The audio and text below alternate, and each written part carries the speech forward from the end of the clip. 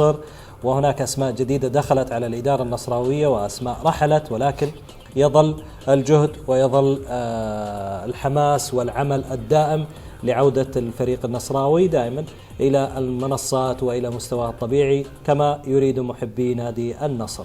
إحنا في تقريرنا هذا نسلط الضوء على مستقبل نادي النصر وما يحدث في نادي النصر، التعاقدات الجديدة، التغييرات الجديدة، نتابعها من خلال هذا التقرير ونعود بعدها إن شاء الله نناقشه مع ضيوفنا في الاستوديو.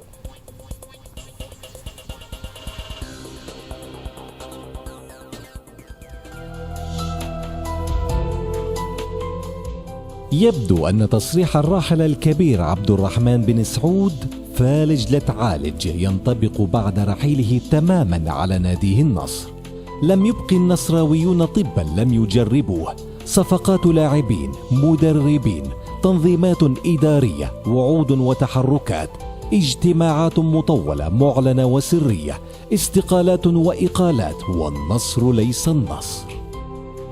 في محاولة لبث الروح فيما تبقى من النصر، جاء الوليد بن بدر يحمل من الشموع ما يضيء الطريق من هنا إلى بكين. جاء في مغامرة تحاول انتشال الفريق من جوف المحيط. المهمة شائكة، والرجل طموح واثق لا يتخلى عن ابتسامته وثقته وحديثه التطميني دائما.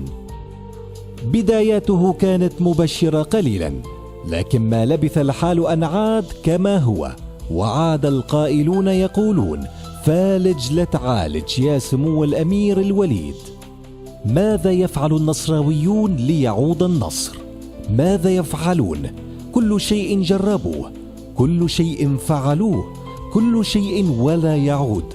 ربما لم يبق إلا أن يغيروهم ويأتي النصر بشرفيين آخرين يحبهم ويحبونه. من أسوأ ما يشوب العمل كما يقول أهل الإدارة هو رفع سقف الطموحات بما لا يتناسب مع الإمكانيات. ويضيف علماء الاجتماع أن أول خطوات حل المشكلة هو الاعتراف بوجودها.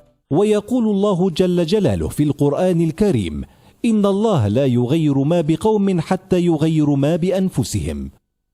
وفق ما سبق، هل كانت كل خطوات التعديل الصفراء السابقة خطوات عاجلة وطارئة لم تبنى على منطق علمي ولم تتبع خطة علمية مدروسة ولم تأخذ مساحتها الكافية من الوقت لتحقيق النجاح؟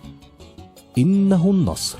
المفردة تمثل طموح أي إنسان في الحياة، والواقع ليس له من اسمه نصيب. ارجع يا كل الحب، ارجع يا روحي، ارجع أنا محتاج لأيامك الحلوة. مليت أنا مليت، زادت جروحي، ارجع يا روح الروح، الهجر ما يسوى.